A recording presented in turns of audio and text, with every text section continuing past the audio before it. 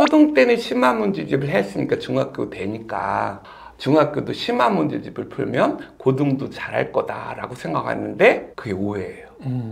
무슨 말이냐면 중학교 심화 문제집의 난이도가 고등 수학의 난이도에 못 미칩니다. 근데 많은 경우는 문제 잔뜩 하루 종일 공부하잖아요. 네. 대충 하고 싶습니다. 대충 하려는 마음을 가지면서 문제를 풀고 잘 된 애는 아무도 없습니다. 문제를 푸는 거가 호기심을, 궁금한 거를 막는 수준으로 넘어가는 건 안 된다. 이렇게 하시면 좋을 것 같아요. 제가 어떤 생각을 갖고 있었냐면 이 10점, 20점이었던 애를 열심히 하면 얘가 전교 1등이 된다라고 하는 사실에 제가 의심이 없어요. 제가 의심하고 넌 되겠니라고 생각하면서 애가 가겠어요? 쟤도 다 알지? 내신 시험은 선생님들이 냅니다. 근데 선생님들이 문제를 만들 수는 없어요. 따라서 기존에 있는 문제를 베낀다고 보시면 됩니다. 근데 고등학교에 가면 1년에 한 1000개 정도의 문제가 교육과정평가원이나 각 시도교육청에서 모의고사를 통해서 만들어지고 우리는 교육이 한 70년 돼 있어요. 그러니까 70년간 매년 1000개씩의 문제를 만들어져 있으니까 문제가 그 데이터 양이 어마어마한 거죠. 수학에서 개념이라는 말을 잘 이해 못 하시는 것 같아서 그 얘기를 좀 하나 드리고 싶어요. 개념이라고 하는 거를 사람들이 너무 두리뭉실 설명해서 개념이 그냥 뭔가 나와 상관없는 어떤 추상적인 뭔가 있다고 뭐랬죠? 구체적이 아닌 두리뭉실하게 막 설명들을 하세요. 언어에서 개념이라고 하는 것은 조한호 선생님과 계속 이야기 나누도록 하겠습니다. 예. 초등 때 우등생이 계속 유지가 안 되잖아요. 이제 상위권이라고 했는데 중학교, 고등학교 올라가면서 계속 떨어지는 아이들 도대체 왜 떨어지는 거고 이런 것들을 예방하기 위해서 무엇을 좀 해주면 좋을까요? 초등 때 잘했는데 중학교 때 못하거나 중학교 때 잘했는데 고등학교 때 못했다라고 이제 학부모님들이 이렇게 생각하시는데 그렇지 않습니다. 모른 겁니다. 초등학교 때도 잘 못했고 중학교도 잘 못한 겁니다. 점수만 보셔서 그래요.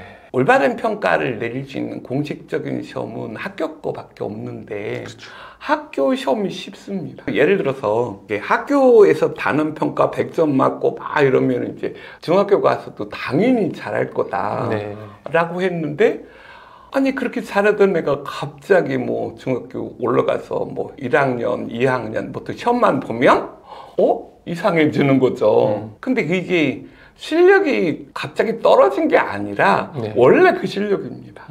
초등학교 때 그 심화 문제집을 이렇게 풀거든요. 그러면 그 심화 문제집을 풀어서 잘하는 아이들은 중학교 것도 잘합니다. 왜냐면 초등 심화 문제집이 중학교 내신보다 더 어렵습니다. 더 어려운 걸 맞았으니까 더 쉬운 거를 더 잘하겠죠. 근데 심화 문제집은 놔두고 빨리 진도를 가보자라고 해서 대부분 이제 그 부분을 안 하거나 나중에 공부 열심히 해야 되는데 지금은 조금 편하게 가자라고 해서 아이의 실력이 이제 평가가 안 된 거죠. 근데 중학교께 조금 문제가 있어요. 그 중학교 그 내신 시험이 당연히 쉽습니다. 그러니까 심화 문제를 준비하지 않고 그냥 중간 난이도 문제집을 여러 개 좀 풀면 그 풀었던 문제에서 내신 시험이 나와요. 그러니까 잘한다라고 또 착각할 수 있는 거죠. 근데 이것만 해도 아이가 나중에 고등학교 때 잘할지 안 할지 몰라요. 그리고 또 하나는 이제 나중에 고등학교도 어렵다고 하니까 그 중학교 그 심화 문제집도 해요.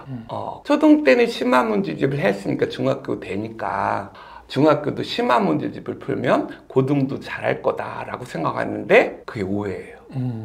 무슨 말이냐면 중학교 심화 문제집의 난이도가 고등 수학의 난이도에 못 미칩니다. 내신 잘하고 심화 문제까지 했는데 고등학교 거는 이제 잘해야 되지 않겠나. 그렇지 않습니다.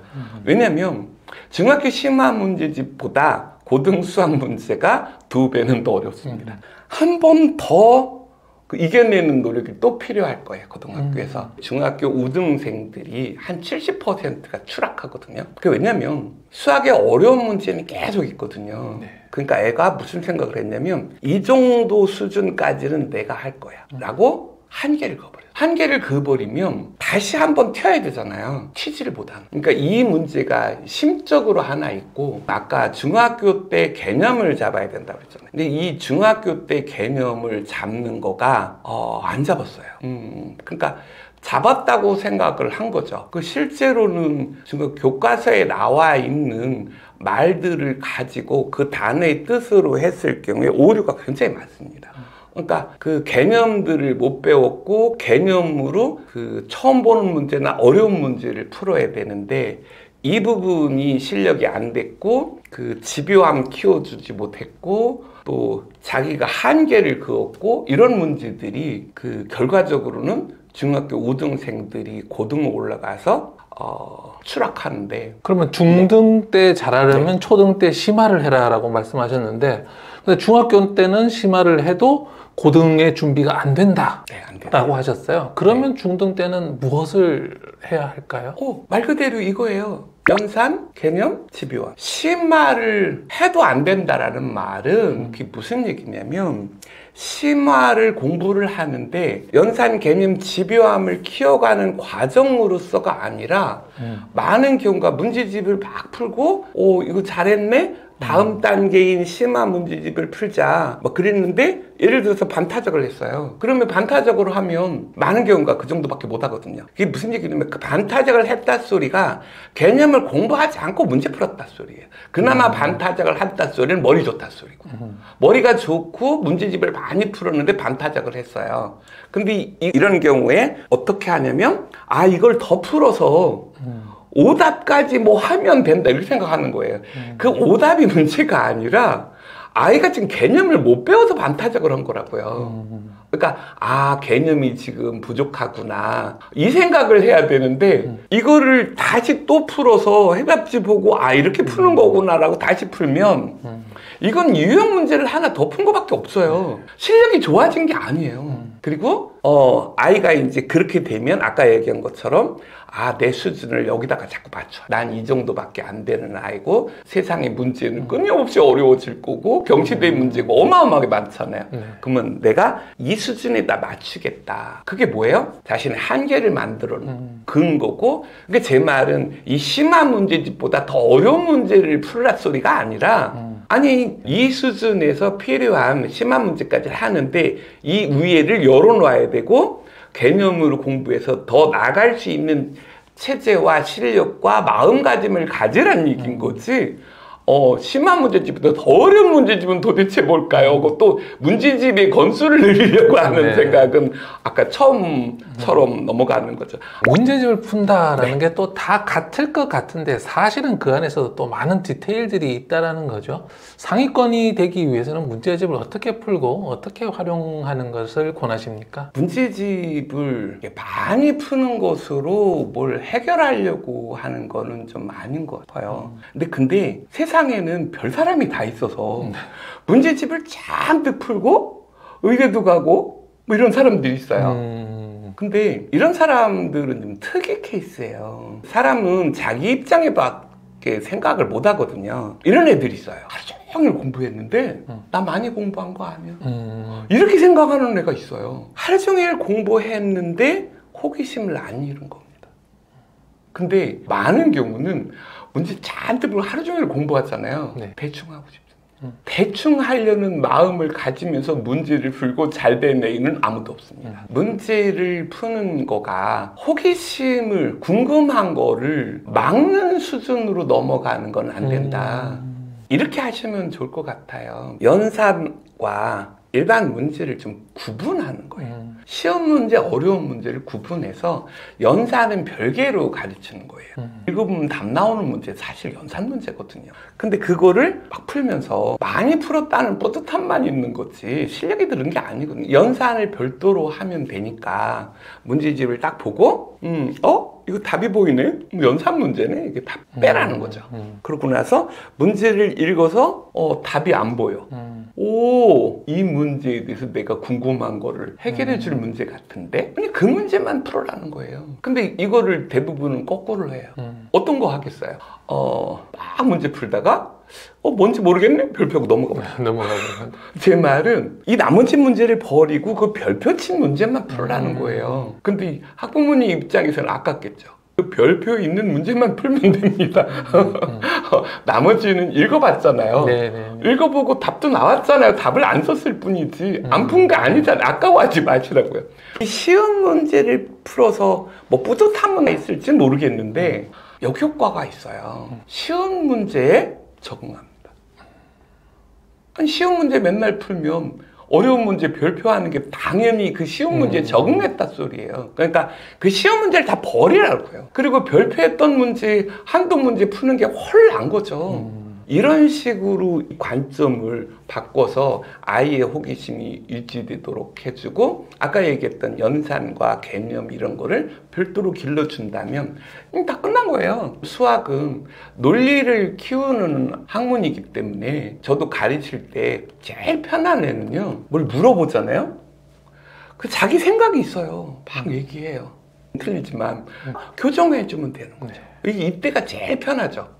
이런 애들은 논리적 교정만 해주면 되니까 어느 수준에 벌써 온 거예요. 논리 교정만 해주면 공부를 잘하죠.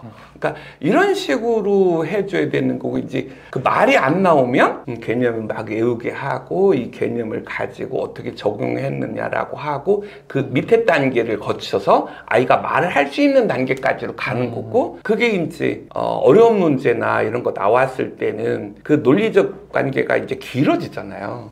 그런 문제들이 고등학교에 나오니까 그걸 준비하면서 논리적인 힘들, 개념들로 이어져서 쭉 갈 수 있는 이런 체제들로 만들어지는 아이들이 자라는 거고 그런 아이가 되도록 만드는 거예요. 공부 잘하는 애들은 이러더라가 아니라 거기로 끝나는 게 아니라 공부를 못하면 그런 아이가 되는 밑에 과정들을 하나하나 밟아가야 되는 거죠. 하나씩 하나씩 해주면 된다는 거죠. 오래 걸릴 수는 있지만 누구나 가능하다라고 생각을 하는 거예요. 제가 어떤 생각을 갖고 있었냐면 이 10점, 20점이었던 애를 열심히 하면 얘가 전교 1등이 된다라고 하는 사실에 제가 의심이 없어요. 제가 의심하고 넌 되겠니라고 생각하면서 애가 가겠어요? 쟤도 다 알지?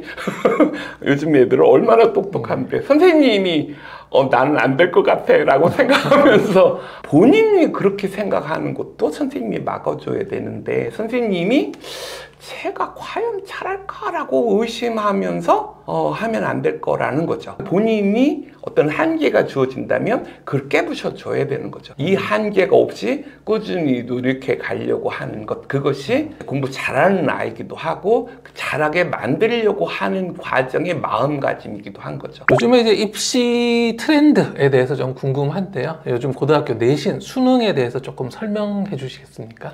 수능 시험은 이제 교육과정평가원을 국가기관에 만들어서 전체를 평가하는 시험이에요.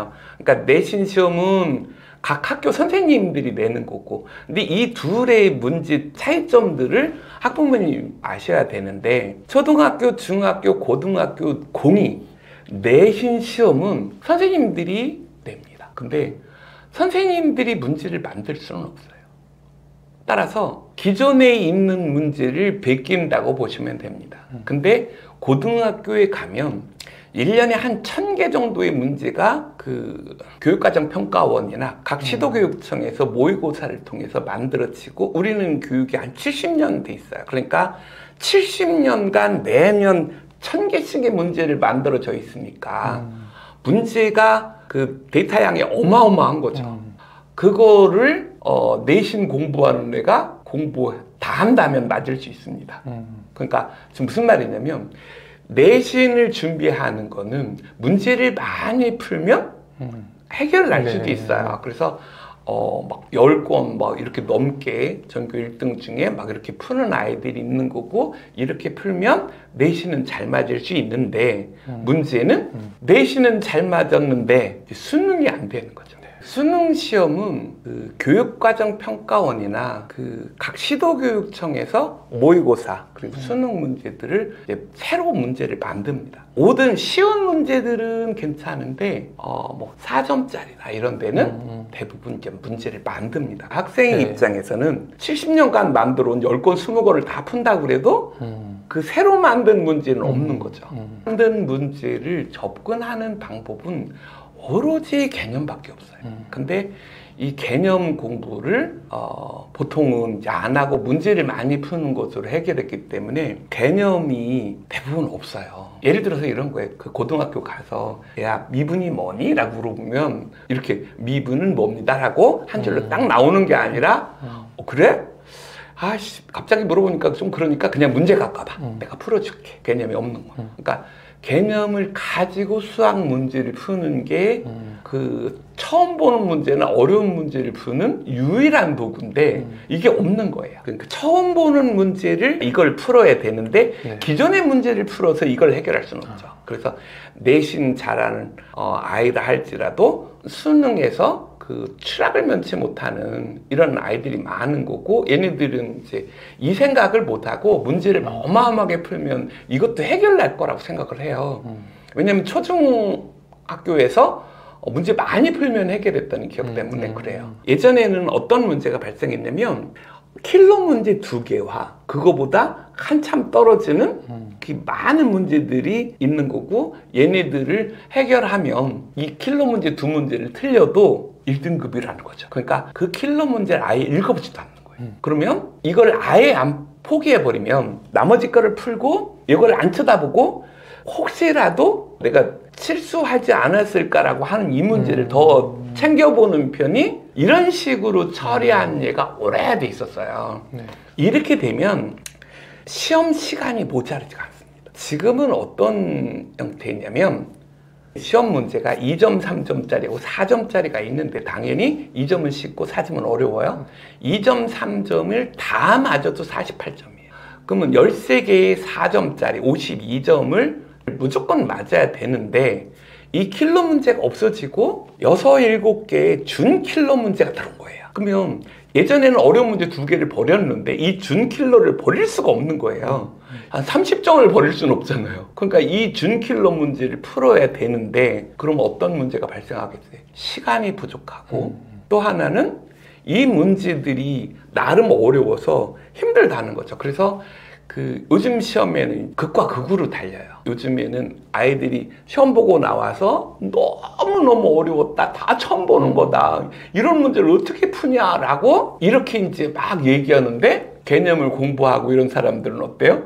그럼 나 어려울 줄 알았는데 생각보다는 좀 덜 어려웠어. 옛날에 킬러 문제 막 했을 때는 만점이 뭐 한 30명 전국에서 이럴 텐데 지금 사항은 300명이 나와요. 그만큼 제가 보기로는 이렇게 준킬러 문제들을 여러 개 만들어 놓는 게 오히려 낫지 않을까. 내신 시험은 모두 특별 유형이 있기 때문에 유형만 많이 파면 되지만 결국 수능에서는 늘 신유형 새로운 것들이 있기 때문에 앞에서 말씀하셨던 연산, 개념, 그리고 집요함 이것이 없으면 안 되겠네요. 네네. 아이들 수학 공부에 걱정이 많으신 부모님들께 어떤 인사이트를 주신다면 어떤 말씀 해주실 수 있을까요? 수학도 수학이지만 가장 먼저 그 암기에 대한 그 고정관념들을 좀 버리셔야 될 걸로 보여요. 왜 공부를 잘하신 분들이 나와서 꼭 그런 말씀을 하세요. 애우지 말고 이해해라. 그래서 애우지 말고 이해하면 되는구나. 그게 이제 워낙 널리 퍼지다 보니까 애우는 교육이 잘못된 교육이라고 이렇게 오해가 좀 자꾸 생기는 것 같아요. 세상의 모든 교육은요 이해하는 것도 있고 외우는 것도 있는데 모두 다 이해하려고 하면 이게 꼬이는 거죠. 공부를 잘 하신 분들이 나와서 그러니까 그 임팩트가 더 있고 그게 맞아 보이는데 그분이 무슨 나쁜 의도로 그런 게 아니라 그분은 이해를 몇 번 하잖아요. 외워지는 분. 그러니까 몇 번 이해하면 외워지는데 왜 이걸 외워? 근데요 거의 99%의 사람은 이해하잖아요. 그럼 이해만 됩니다. 암기 안 됩니다. 그래서 이해했으면 그 다음에 애워야 돼요. 그래야 아까 그 사람이랑 비슷해집니다. 그러니까 애웠으면 이해하고, 이해한 걸 바탕으로 애우고, 애운 걸 바탕으로 다시 이해하는 이해와 암기가 동전의 앞면과 같은데 어느 하나를 버리는 순간 아무것도 못 얻어요. 동전 반쪽을 버리면 동전 버린 거지 그게. 그죠? 옛날에 주입식 암기 교육이 잘못된 것이다. 저 지금도 주입식 교육이 잘못된 거라고 생각을 해요. 근데 문제는 주입식 암기를 하나의 덩어리로 보신 거예요. 전교 1등이 암기가 안 되는 사람이라고 생각하십니까? 말도 안 돼. 암기가 안 되면서 전교 1등을 할 수는 없으니까. 허다못해 빌 게이츠도 그런 말씀을 하셨어요. 외우지 말고 이해해라. 그러나 반복해라.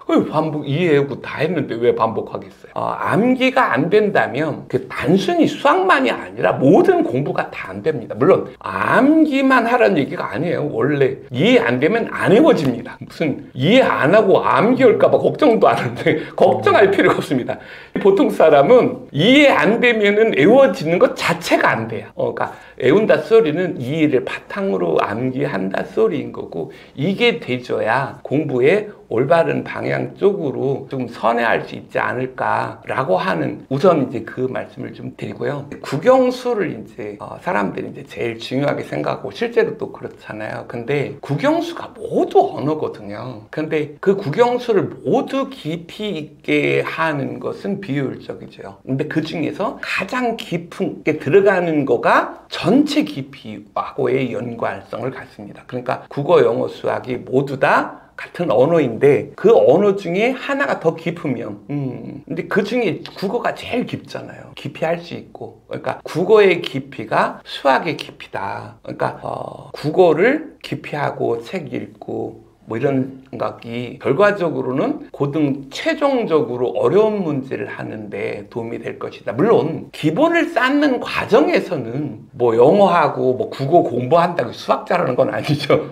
그러니까 기본은 각각이 다른데 마지막 생각의 논리로 귀합됐을 때 얘기를 드리는 거예요. 국어는 모든 공부의 기본이지 않나. 근데 깊이 하려고 하는 거, 폭 넓은 거보다는 깊이 하는 쪽에 국어 교육을 좀 해줬으면 좋겠다. 그리고 한 가지 조금 말씀드리고 싶은 거는 수학에서 개념이라는 말을 잘 이해 못 하시는 것 같아서 그 얘기를 좀 하나 드리고 싶어요. 개념이라고 하는 거를 사람들이 너무 두리뭉실 설명해서 개념이 그냥 뭔가 나와 상관없는 어떤 추상적인 뭔가 있다고 뭐랬죠? 구체적이 아닌 두리뭉실하게 막 설명들을 하세요. 언어에서 개념이라고 하는 것은 그냥 단어고 단어의 뜻입니다. 그러니까 수학에서의 개념은 단어 뜻, 그게 정이고요. 정리, 뭐 성질, 뭐 이런 것들을 외워서 이걸 하는 거, 이게 개념이에요. 근데 그 중에서 초등, 중등에서 많은 경우는 지금 주로 정이거든요. 그리고 정의가 가장 먼저 있어야 되고,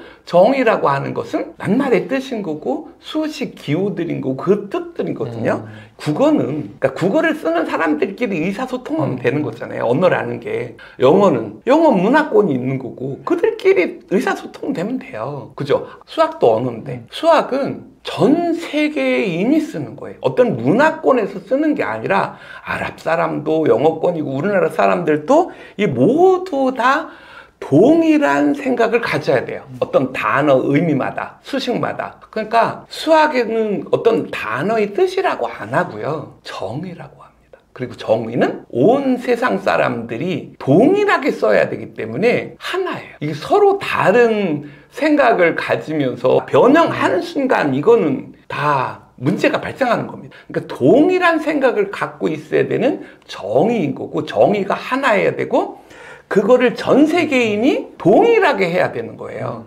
어느 문화권에서 우리는 이걸 해보자. 국어 문화권에서는 이렇게 해보자. 이런 거는 수학이 아닌 거예요. 그래서 이 정의라고 하는 거를 그 낱말들로 받아들여야 되는데 우리는 자꾸 수학을 경험의 학문으로 뭐 같이 이렇게 쓰면 안 돼? 이런 식으로 자꾸 한 거고 그렇게 되는 것은 수학에서 그 잘못된 시그널이나 특성들을 갖고 있는 거죠. 수학에서 정의는 수학자가 만드는 겁니다. 수학자가 3000년간 하나 만들고 죽고 하나 만들고 죽으면서 이 완벽하게 만들려고 한 거예요. 그러니까 이거를 어떻게든 이해하려고 나를 변화시켜서 그 정의에 도달하려고 해야 되는 거지, 나에게 맞춰서 정의를 쉽게 설명해줘. 쉽게 설명하는 것까지는 괜찮아요. 근데 정의를 훼손시키면 안 돼요.